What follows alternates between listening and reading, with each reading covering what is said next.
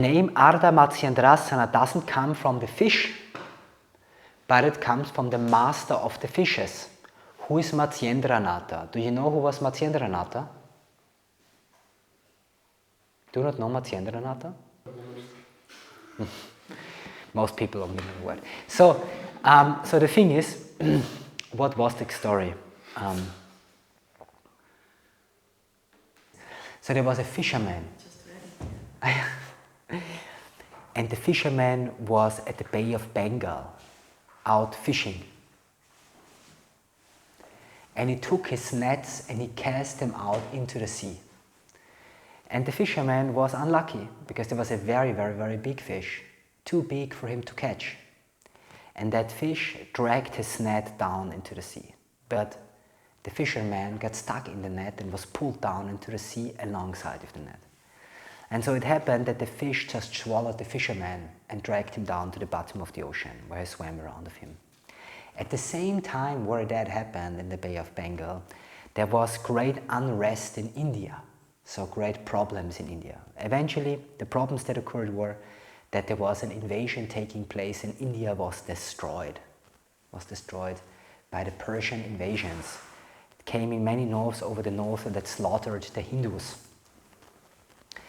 And so Tantra, that was the great state religion and that was the great way of practice and the worship of the mother and all of those things, was basically destroyed, and it wasn't possible anymore for people to follow the complex tantric rituals because the libraries were burned down and the temples were destroyed. So Tantra was at the brink of being forgotten. And so the Devi, the goddess, was in great compassion for the people and was suffering for the people, and she went to Shiva and she said, there is great suffering among everyone and people do not know how to practice anymore and the old path is lost. You know, you could say Vishnu was in his mystic sleep, so it's basically that moment. So the old path is lost and we do not know what we should do. Can you counsel us, Shiva? And the supreme deity Shiva said, yes. So there is a way of practice that nevertheless people can follow. But this way is highly secret. It's a very secret path. So I cannot tell it to you here where anybody could hear it. We must go to a secret place where nobody can hear us, that I can tell you the secret way of practice. And so Shiva and the goddess went down to the bottom of the ocean. And there Shiva started to explain her the secret path of practice. And when he started to narrate his knowledge about the way of practice, the goddess, Parvati, fell asleep because apparently she wasn't so interested after all. So she fell asleep, and by sleeping, Shiva was explaining, and after a while he always said, are you still listening? You know, are you still listening? And interestingly, next to them, not far from them, there was the fisherman trapped in the belly of the fish. And the fisherman trapped in the belly of the fish said, yeah, I'm still listening. So Shiva continued to narrate the knowledge of Hatha Yoga. And he asked Parvati, are you still listening? And Parvati didn't answer, but the fisherman answered, I'm still listening. So Shiva continued to narrate the knowledge of Hatha Yoga. And then he finished and Parvati woke up. And Parvati said, oh, sorry, I must have fallen asleep, didn't realize it. And Shiva said, this is very sad because this means that there will be no Hatha Yoga, no yoga of force in the world. But then he said, but who said, I'm still listening? Then the fisherman from out of the belly of the fish said, I said it, I was listening. I know everything now that you have said. And then Shiva became very furious and he said, well, you have actually acquired that knowledge by unfair means. Yeah. This knowledge was here for the goddess. I wanted to give it to the goddess. But you have stolen that knowledge from me. And so as a payoff for that you have taken that knowledge from me, you must now practice that knowledge for 7 years in the belly of the fish at the bottom of the sea, and only then you're allowed to take that knowledge with you into the world. So at that moment, the fisherman started to practice Hatha Yoga in that belly of the fish, you know, started to practice. And then after some years, he was captured by local fishermen, the fish, and cut open, and out came Matsyendra Natha, which is the lord of the fishes. So the Lord of the Fish. And this Lord of the Fishes was also so he was a Kaula Tantric originally, because he was somehow a historic figure. And his student Gorakshanatha, so the one who protects cows, this is what Gorakshanatha means, the saint of the cows, was basically the founder of Hatha Yoga. So you could say Matsyendra Natha is the grandfather of Hatha Yoga, and Gorakshanatha is the father of Hatha Yoga in that sense. And in this way, also of modern Kundalini Yoga, because this is Kundalini Yoga. It's interesting because that story plot, we have a story that was written, I think it was written in the 40s of that century in the West, where exactly the same thing takes place, actually. Somebody gets swallowed from a fish and then has to practice in the belly of the fish. I mean, we have that story also in the Bible. Noah, no? There's another one in the Bible. It's not Noah. Jonah. That's also one of the stories where somebody gets swallowed from a fish. But I think there is an even more recent story. It's the story of Pinocchio. And I think it's a very interesting story, because the story of Pinocchio is highly mystical, actually. It's a highly mystical story. If you watch that story and you really think about what actually happens at each moment, you're really thinking about this. You're thinking, this is the weirdest thing I've ever seen. Yeah, it's just completely weird. Yeah, but in that story, for example, what is the story of Pinocchio? And then I come back to the story of Matsyendra Natha, because somehow there are certain things that are similar, certain things that are different, yeah, that I can explain also, but somehow it's the story of the unfoldment of energy, somehow, that you have in different archetypical themes being like processed.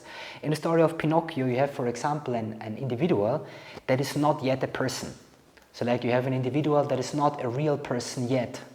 It's a marionette, and the marionette is every one of you.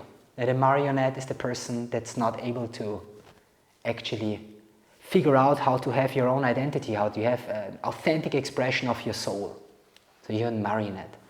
And that marionette tries to figure out how to reach a personal identity, so how to become a real person, how do you emancipate yourself from what you have learned.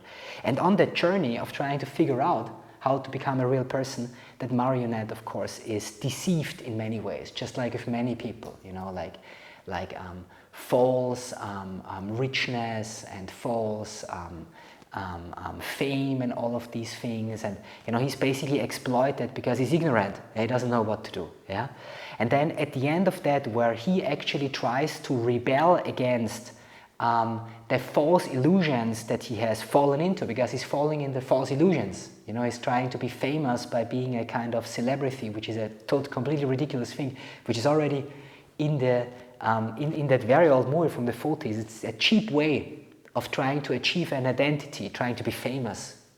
It's the wrong way. If you do that, you fall usually. Yeah, and he's trying to do that, and then he falls. And then he's trying to rebel against that. And at that moment, he's trying to rebel. So at that moment where Vishnu is in his mystic sleep, it's basically that story where India is destroyed. So at that moment, everything is destroyed. So he says, no, I'm not doing this. There's a scene on the boat where Pinocchio says, no, I'm not continuing this crap. And then the boat burns down and he falls into the sea, and then the whale swallows him. Yeah? What is the whale? It's the water. It's Svadhisthana chakra. So it's basically the dream state swallows you. So the chaos, the dreams, your fears, and you are lost in the forest. Okay, the chaos swallows you. And then the chaos swallows you and drags him down to the bottom of the sea, which is basically your subconscious, to the bottom of the potential, to the bottom where you maybe may rise. And interestingly, there is that, I don't know what is that story, but somebody's telling him, I think it's his father, which is so cool, that appears to him either in a vision, whereas at the bottom of the sea. This is yoga, interestingly. It's also a vision of yoga. Like the father that appears to him, or it's the father that talks to him somehow through the ocean, because the father is on a boat on top and is trying to rescue him. It's a very beautiful story if you think about it. The father is basically the culture, that what guides you maybe forward into some future, yeah? And that father is trying to rescue him and talks to him and says he must make a fire in the fish. You know, and it's so interesting when we think about what is the source of yoga. The source of yoga is tapas, heat. It's fire. So, and then he starts to make a fire in that fish. You know, he gathers all the stuff and he makes fire. Yeah, he makes from the old pieces of the boat that are in the belly of the fish, he makes a fire. And then with that fire, the fish starts to sneeze and spits him out. Yeah? It's also Manipura, isn't it? Yes. It's also what Matsyendra Natha must do. So he must now practice Hatha. But here we have a deeper element, you know, that I come later to it also. So there's a more spiritual connotation here. But so he must do Hatha. And then, which is also force, it's heat. So he must practice that heat. So he practices that heat, and then he's reborn as a person. Of course, at the moment he's reborn as a person, his father dies. This is like always the archetypical story. The father must die. That rescued him. You know, the father sacrifices himself. You know, he drags him basically out of the sea, and then he dies. And so he becomes basically the new father, Pinocchio, the new person. You know, the actual person that has went down to the bottom of the sea and then came back up as a real human being. Yeah? So somehow that story, because I saw it recently and it's so deep, is the story of how to become a human. Yeah? Or how to become somehow enlightened in that sense. And in the story of Matsyendra Natha, which is a very similar story, here we have, first of all, this is an interesting tweak, first of all Shiva is angry at him. Shiva is angry at him and says, you have stolen that knowledge by unfair means. And this has particularly to do with the nature of Hatha Yoga, because Hatha Yoga is not something that normal human beings do. It's not something normal human beings do, because what is the normal human being in India? The normal human being is perceived as the Pashu. Pashu means the one who has feathers, yeah, like an animal, or the one who has fur, you could say, but it's like the feathered being, yeah, the one who has a fur. And what does that do? One who has a fur usually do. The one who has a fur, an animal, is sleeping, eating, procreating and dying. This is what the animal does. Okay? And the animal follows the attractions of pleasure and is repulsed by pain. And these two elements basically, the attraction of what is pleasurable and the repulsion from what is painful, is showing their way for the animal. Of course, I don't want to talk about different kinds of animals. There may be animals that have different graduates of awakening of consciousness. So not every animal is doing that. But in the idea, that being that doesn't have an awakened awareness of what is usually doing that. Yeah? There may be some actual animals who are closer to an enlightened human than some humans are, okay? And some humans are actually more animal-like. They follow more that impulse. So there is a little bit washed. The Buddha is not so clear, okay? So however, that knowledge, however, that knowledge of Hatha is now a trick, it's a hack, it's a life hack. It's elevating you out of what the normal animal is. It's telling you things, it's showing you things that otherwise in your mind you could not see. By practicing, you experience some kind of Kundalini, some kind of power that usually as a normal human being you don't realize. And you realize that you have this ability. You do not realize that you can gather strength by withdrawing your desires, that you can gather awareness by centering your mind away from the sensual object that usually attracts your awareness, that you can gather insight about the nature of reality by looking inside and not outside. You know, these kind of things, they're not arbitrary. They're not self-evident to the animal. They're not self-evident to the Pashu. Why should it be the case that I can require any knowledge about reality by looking inside myself, staring in the void in meditation instead of looking outside? Well, this is the secret. And the unfair means is, it is not the normal way of things. But interestingly, it is nevertheless not a punishment of Shiva that he tells him he has to practice now 7 years. It's a law of the world. It's a law of the world insofar that if you understand that there is something, some tweak with reality, how you can elevate yourself out of the usual way of things, then usually you must bring a sacrifice for it. Nothing is given for free. Usually you must sacrifice. Because every elevation of consciousness requires sacrifice. There are actually two ways in which you can elevate consciousness. There are two. The first way is you work extremely hard on yourself, which is your sacrifice. You work very hard with asana, with pranayama, with all these practices. This is your sacrifice. Then you elevate consciousness. Or the other way is you suffer miserably, unwillingly, and this is your sacrifice, and then your consciousness will rise. There is no other way. Either you suffer willingly or you suffer unwillingly. In both cases, you have to bring a sacrifice. This is also what's inside that story. But it's not a problem, because once you have brought that sacrifice, hopefully you understand that you are beyond pleasure and pain. Everything requires a sacrifice in life. The way to realization is not a way through bliss, it's a way through your own shadows, through a greater understanding of what the world is. This is what Shiva means with that. Now you have to practice 7 years in the belly of the fish. You know, you could say, you could actually take the sentence in two ways. The one is the willing suffering or the unwilling suffering. Now you can decide that you have to practice, that you can practice 7 years in the belly of the fish, or now you have to stay and practice 7 years in the belly of the fish. One of these two you can choose. But there is no third one.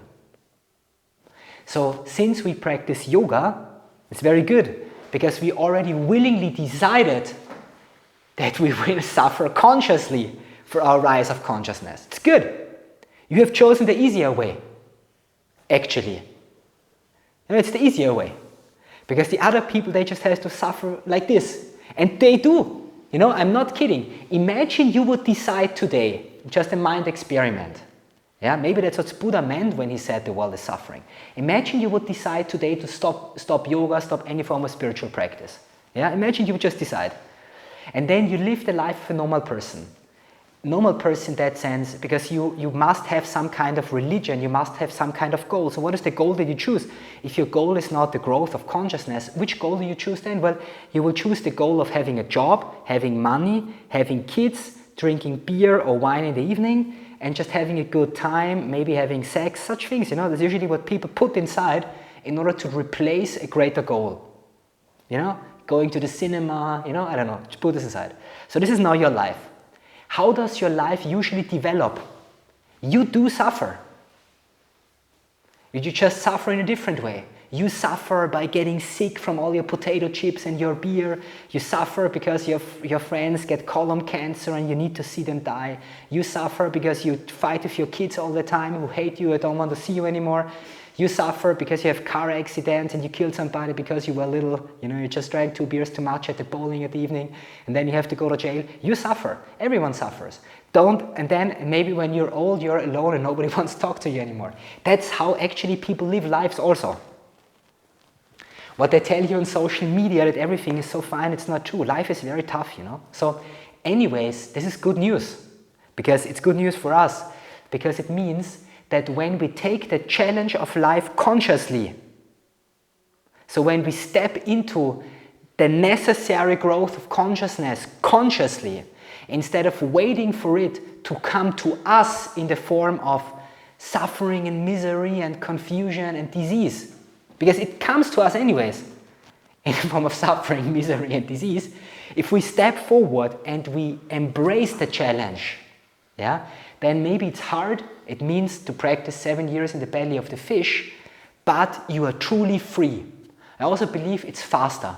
First, you can be happier with yourself because you can carry your suffering consciously, and it's also faster. And you can be proud of yourself. You know, your suffering suddenly becomes not like some kind of misery that you practice, but it becomes some kind of sacrifice that you can carry with beauty and pride and dignity. That's better. Just like if you have the ice bathing. Yeah, it's the same thing. See, in a different principle. Ice bathing may be suffering. But if we don't do it, it's also suffering. So let's choose the suffering consciously and avoid the other one. Yeah, this is the wisdom. And maybe also that's the wisdom that's inside that story. yeah, of Matsyendra Natha. So and then Matsyendra Natha rises out of that fish and is the lord of the fishes.